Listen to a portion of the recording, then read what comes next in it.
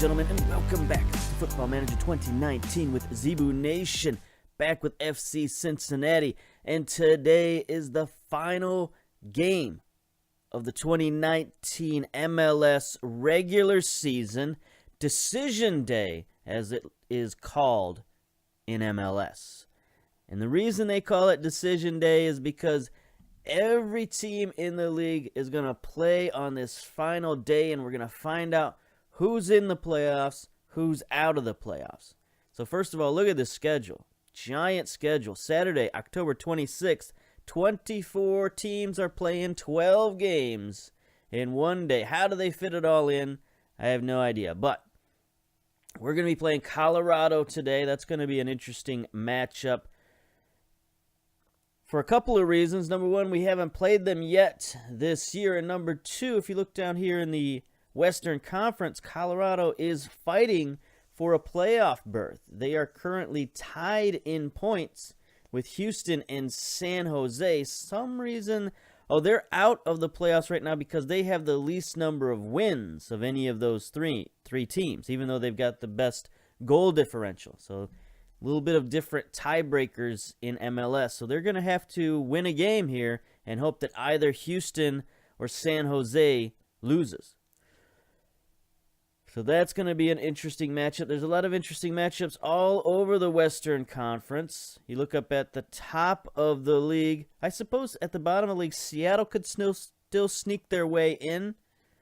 They could knock out San Jose if they get a win today. They could maybe even knock out Houston also. That is a possibility because of their goal differential is a +2.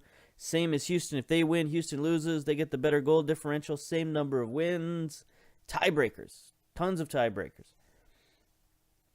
The other thing is that second place is still up for grabs in the Western Conference. Portland and Minnesota are fighting it out. Minnesota's playing against DC United.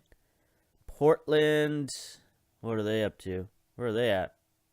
I don't see them on the list. Am I missing them? There they are. They're playing Philadelphia. Okay. So, a lot of East versus West matchups today. That game is going to be, or those games are going to be very important to decide who gets the automatic bid to the second round. Now, LAFC has already clinched the Western Conference, so that's good. Good for them anyway.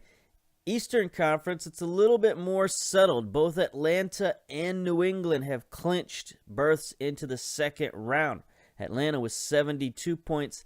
New England came on strong at the end of the year. They're up to 60 points on the season, 18 wins, second most wins in the league to Atlanta, who steamrolled everybody, 72 points, as I mentioned, 21 wins, only 3 losses for Atlanta all year long. So the only real battle going on today, there's a battle between Cincinnati and DC for second place, but that's not really that important. Both teams are going to get a home game in the wild card, so it shouldn't really make a difference either way. But the real battle is with Columbus, Chicago, and Toronto. Columbus, has the potential to pass up either Chicago or Toronto, make their way in the playoffs, and knock one of those teams out. So that's really where the drama is today. Let's see, who do those teams play? Columbus plays Seattle. Toronto plays LAFC. That's going to be a tough one for them. And then who does Chicago play? Chicago plays NYCFC. So that's probably, it's going to be Chicago moving on, and then it's going to be between Columbus and Toronto to see who gets that final playoff spot. It's going to be tough. Very tough. Now, we have our final game to play today. We're going to get to that, and then we're going to do the stats and stuff for the end of the season and look on to the playoffs. So here we go. Today's game versus Colorado at Nippert Stadium. So we get a home game for the final game of the year. That is, very good. 22,571, still pretty much where we're at. I would have liked to seen a sellout for the final game of the year, but maybe we'll save that for the playoffs. Colorado, we'll take a look at them. We don't know much about them. As I said, we haven't played them this year. We haven't really scouted them very much. They still have Tim Howard in goal. He's retiring this season. So good send-off for Timmy Howard, one of the best goalkeepers in the U.S. of A. Kellen Acosta moved over to Colorado as a designated player. They've got a young designated player, Tebo McKenna, I guess could be how you pronounce it. I don't know. Valued at $3 million, a South African player, 22 years old. Midfielder, Mazzala, he's got some speed and some acceleration. That's nice. Pretty decent mentals. Pretty decent technicals, too. Tackling, passing, really good. So this is a guy, if he's got some potential, he could be an outstanding young player for Colorado. What have their transfer moves? Whoops, not trades. What have their transfer moves been this year? Not a lot of transfer moves. They got Taboho from Super Sports United for $725K. And then they got Diego Gonçalves from INT for $185K. So not a lot going on there. A few draft picks, a few guys they picked up free from their academy and such. They let some guys go on waivers. Bit of a retooling year for Colorado. They're generally a team that's very conservative financially, to put it politely. So we'll see how they can improve the squad and see if they can make the playoffs this year or not. I mean, that's going to be a pretty big playoff battle for them, as I mentioned before. So let's get to the team selection. Is this what we want? Yeah, this is what we want. We're going to submit our team. There's not really anything at stake for us. So we're playing a bit of a different lineup, in case you may have noticed from that brief glimpse at the lineup. We got Hudson in goal, taking the captain's armband. That's interesting. Romney, Glad, Patrick Lee, the rookie with one appearance this year, the academy player with one appearance. Going to get his second appearance of the year next to Miller. Richie Salvador. He's had 3 appearances this year. Another academy player with the vicious eyebrows. He's in there with Alashe coming back from an injury. He's going to be getting some fitness. Seabone's going to play on the left wing. Ship, advanced playmaker. Harry Ship, 0 starts this year. I didn't think about that when we picked him up. I didn't think he would have that little of an impact. I didn't expect him to be a starter or anything, but I expected him at least to play more than one time total off the bench. So we didn't really get much from this guy. We'll see if we can get something out of him, trading him away or whatever. But anyway, we're going to give him some match sharpness. Barrios coming back from an injury. He's going to get some match sharpness. And then Kiri Shelton, we're just going to get him a game just so we can add that to his list of games played this year. Because he was complaining about playing time. So we're going to get him an extra game. Pep talk, let's go. It could be less time. We see some dudes. Yeah, that's fine. I'm going to have to turn the highlights down to not extended. Key highlights. We don't really need to see a ton of highlights from this game, like as I mentioned. We're not playing for much. I just wanted to get the highlights in there, break up the video, see how some of our young players do, see how if we can get a little bit of match fitness for our reserves going into the playoffs, because we're definitely in the playoffs. It's just a matter of, are we going to be, first or second wild card team, which doesn't really matter. Colorado's already picked up an injury. Hairston is out. Boateng is in. See, which Boateng is this? Nana Boateng. Here's Acosta sending one in. Miller heads it out.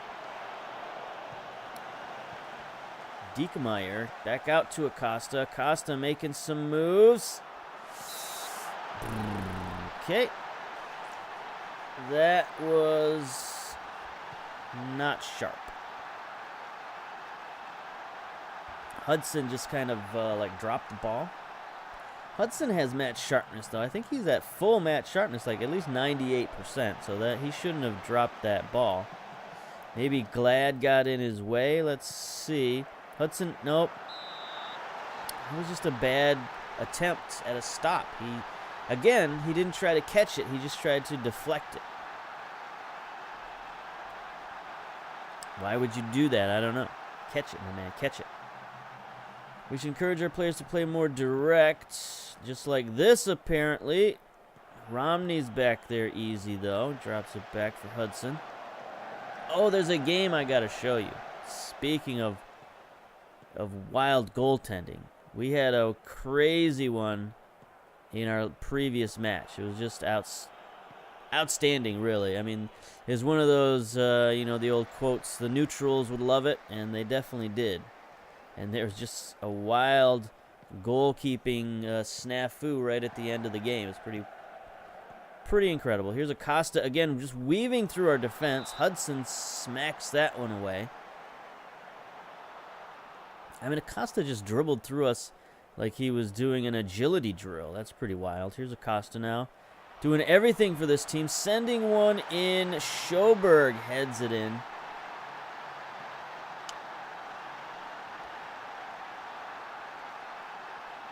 Drink a tea there. So we're not going to... Looks like we're not going to end this season on a high note. Schoberg just goes up over top of everybody.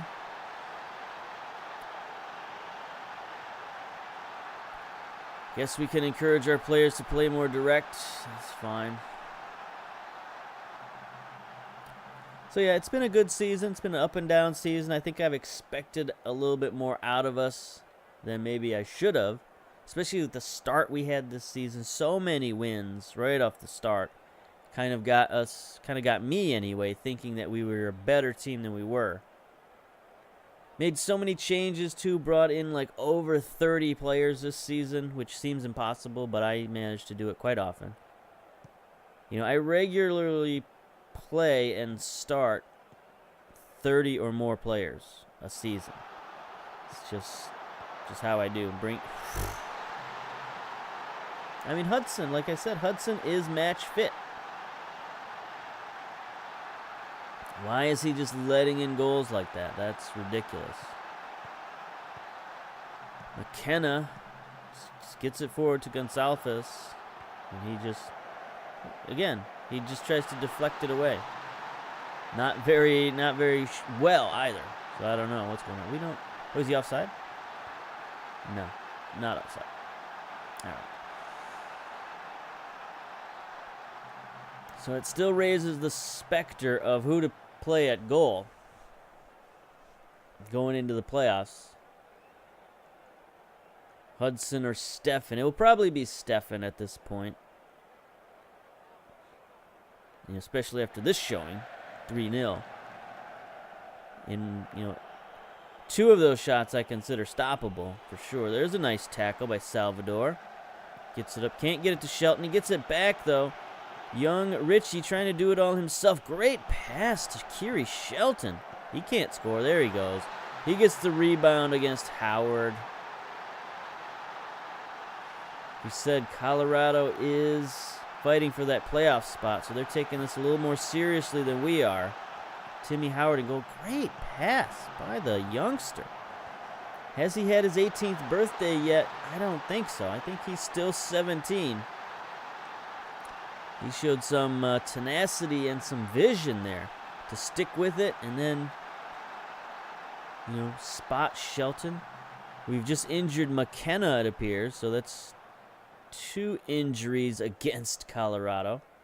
They're not going to be happy with us about that. Romney now looking injured, which is what we couldn't afford because we don't really have a left back at the moment. At all. Romney's our only left back. Nuhu got injured, so we kept him out. We really have nobody who can play left back whatsoever.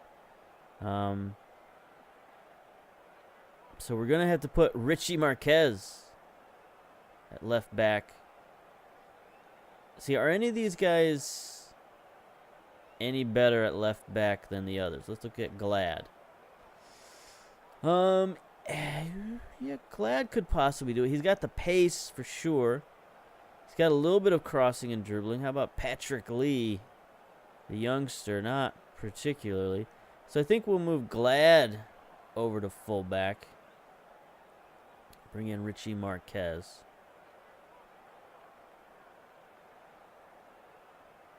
Well, wait. Romney's not injured, right? He's just got a 6.0 rating. So I thought he was injured. I saw the red. I thought he was injured. So I don't know what I'm doing. But that still points out that he is our only left back on the team right now. Struggle for possession, poor conversion, whatever. Let's just yell at him. Aggressive. Pride's at stake today. You're letting yourself down. Let's go. Show some heart. Shit. Kiri Shelton just bombs it out of bounds. Good job. Good job. I think maybe that was a play we had designed. He was going to send that out to Seabone for some reason. But he was not ready for that. Seabone can play left wing a tiny, tiny bit. But he only has 8 pace. He's 31 years old now. Ship is right there with him. 27 years old. He also only has 8 pace. So,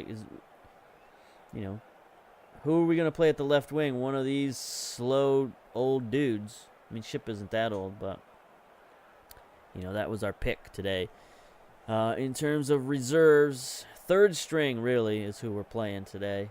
Not even backups. We got a couple of guys, Glad and Miller and Romney, who are starting caliber. Alashe, Barrios, Shelton. Okay, we got a lot of starters in there, but we also got a lot of third teamers in there as well. Okay, 69 minutes. Still 3-1. Here we go. There's Glad, sends one out. Alashe gathers it in to Barrios. Alashe to Ship. Richie Salvador bangs it ahead. Not a big bomb, but he gets it out there. Seabone. Seabone dives inside. Fires one at the goal. What's Seabone playing out there anyway? I forgot. I think he's playing like advanced playmaker or something. No, he's just playing winger.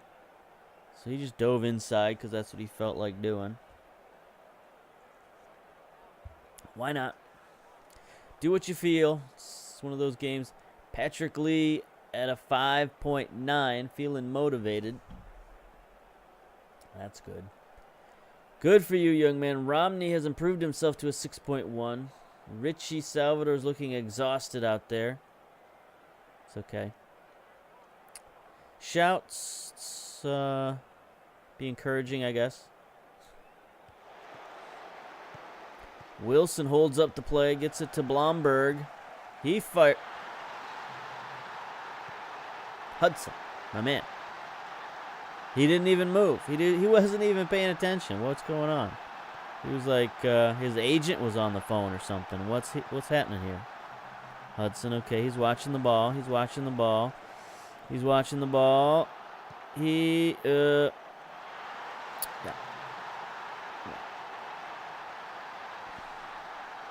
Okay. Can't blame that on the defense, can you? I mean, they dropped Romney down to a 5.5.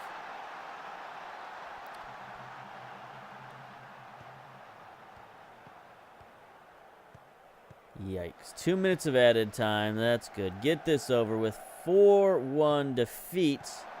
Going into the playoffs isn't good. There's a good steal by Ship. Romney bangs it ahead, and there it is. Okay, so I'm glad we showed you that, because that was terrible and depressing, but that's fine. Aggressive, you weren't good enough. Get out of here.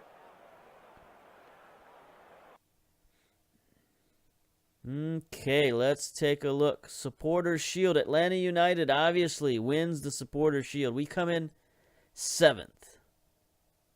So that's okay. Competitions. Let's take a look at Major League Soccer. Eastern Conference. We finish 4th. Chicago and Toronto make it in. Columbus does not make it into the playoffs. Did they lose their final game or what? Draw with Seattle. Not good enough. Western Conference. Minnesota takes the second spot. Portland third. LA Galaxy, San Jose, and Colorado on the back of that win against us sneaks in and takes Houston's spot in the playoffs. Sorry about that, Houston. Colorado is in. Houston lost to New England 2-0. There we go. There are the teams. Rapids strike. Teams secure playoff spot. Chicago, Toronto, LA, San Jose, etc., etc., etc. Nippert Stadium. No, not attend the press conference. No comment. Get out of here. I want to see who we're playing today. Cincinnati to play Chicago. There we go. So that's who we're playing in the wild card. Outstanding. Now let's take a look at some of the season-ending player stats and things like that. I guess we can take a look at the squad first. Number of appearances: Marquez, 31 appearances. Played in just about every game all year long, so that's pretty good.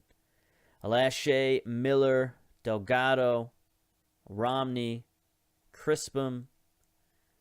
Stefan had 23 goals. Adi, Ledesma, all with more than 20 games. That's pretty good. That's sort of the barometer I use, is how many of your players play more than 20 games out of a 34-game season. That usually means you haven't had too many injuries. You know, if we've got basically a full team. 1, 2, 3, 4, 5, 6, 7, 8, 9. Yeah, 9 players of our starting 11 played more than 20 games, so that's pretty good. Goals, of course, Adi with 12. He got off to such a hot start and then faded, and he kind of faded at about the same time when we lost De Vries. You know, De Vries had all those assists early, and a lot of them went to Adi. So when De Vries went out, Adi's production dropped. So that's something to think about for next season. Kiri Shelton came on at the very end of the season. He's got 9 goals. Lucas Crispin with 7. Ledesma 6. Alashe 5 from the midfield. Pretty good. Delgado 4 from the midfield. And so on and so on. Assists-wise, Ledesma came on since the mid-season. 12 assists. De Vries still had that 9 from early in the year. Barrios. Akechi, late signing, only played 11 games this season, but he did have 5 assists, so that's pretty good. Chances created: Crispin with the most chances created, 15, tied with Ledesma. Then De Vries, Akechi. Akechi came on pretty well. 11 games, 8 chances completed. That's pretty good. Players of the match: De Vries, Alashe, Kiri Shelton, Fernando Adi, of course. Who's our best passer? Beasler at 79% and Alashe at 79%. That's pretty bad when your best passers are below 80%. We're going to have to work on that. We're going to have to work on our passing. Something's not right about that. Tackling, Luis Felipe, 10 tackles. What is this like? What is this? Tackles per game? Yeah. So he came in, played 1 game, had 10 tackles. We probably should have played that guy more. Defensive machine there, Delgado. Next after that, 5.94. So we had a lot of tackles this season. Look at these guys. A lot of guys averaging over 3 tackles a game. That's quite a bit. Shot percentage. Nuhu is 75% shooting. That's interesting for your fullback who had no goals. Barrios, 61%. Should have got him more shots, I guess. Marquez, Kugo. Kiri Shelton, our best striker, at 51%. Adi down here to 50%. That's not good for your striker to only have 50% shots on target. Average rating, Akechi, 7.3. DeVries, 7.26. Richie Salvador, 3 appearances, 7.23. I guess we should have played this guy more. Ledesma, great season, 7.17 rating, 6 goals, 12 assists. He had an excellent season for us. Kiri Shelton, Alashe, Crispum. Sonora came in, played solid, only played in 8 games because, again, he was a late season pickup. But he's going to get some playing time in the playoffs, so we don't have to worry about that. He's got a chance to do some more things. In terms of the league, Dom Dwyer, leading goal scorer, 23 goals, tied with Angelo Rodriguez of Minnesota. Giovinco, bit of a resurgent year with 20 goals. Christian Ramirez, we nearly traded for this guy at the end of the year. Couldn't quite make it work. He had 17, as did Przybylko from Atlanta. Agudelo, Zlatan with 15. Manatas from Houston with 15. Most assists. There we go. Look at that. Ledesma finished second in the league with 12 assists. That's pretty good. Key tackles. No. Gustav Svensson. He led that category from start to finish this season, so he was just a tackling machine out there. Least concessions. Marinovic from Vancouver. That's interesting. Only 21 goals allowed in 23 appearances. So he didn't play every game this year, but the games he did play, he didn't allow many goals, that's for sure. Kiko, 32 appearances, 22 goals allowed. So he played, 9 more games than Marinovic and only allowed 1 more goal. So he should be the number 1 keeper for sure. Malia, Bendik, Tim Howard scored a goal on him this year, so I guess we can be proud of that. Anyway, most shutouts, there's Kiko. 17 shutouts in 32 appearances. That's crazy talk. Bendik also had 14, Bingham 14, Tim Howard 13, so on down the line. Most tackles per match, Nana Boateng, that substitute we saw with Colorado.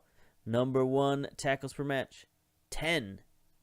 He played in how many games? 12 starts, 15 off the bench. So he played quite a bit this season, and he tackled a lot. Dribbles per match, who cares? Key passes, Tomas Martinez from Houston, 66 key passes. Good job. Best at hitting the target, Anatoly Abang from New York. Who else is on there? Agudelo, Angelo Rodriguez, Gonsalves, who we saw, Colorado. Okay. Some interesting looking stats. How about for teams? How do we do team-wise? 4th in the league in goals. That's pretty good. 58 goals in 34 matches. Just 1 behind Atlanta and Minnesota. But then Houston, 10 goals ahead of the league. That's pretty good. Headers, we were 7th in the league.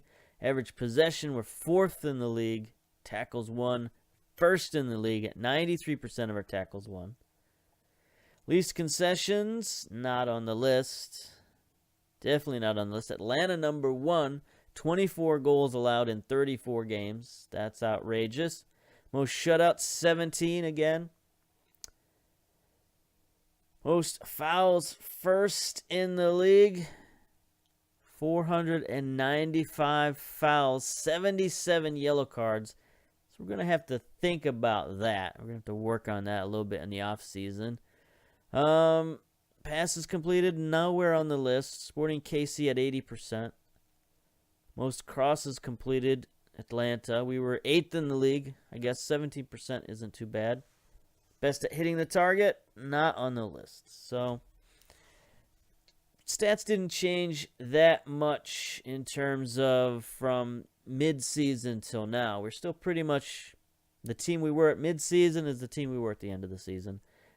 We just managed to scrape our way into the playoffs, and we'll see how we can do. Playoffs is a new season. Can see if the guys will be energized and reinvigorated. Most of our starters just took a week off, so they should be okay.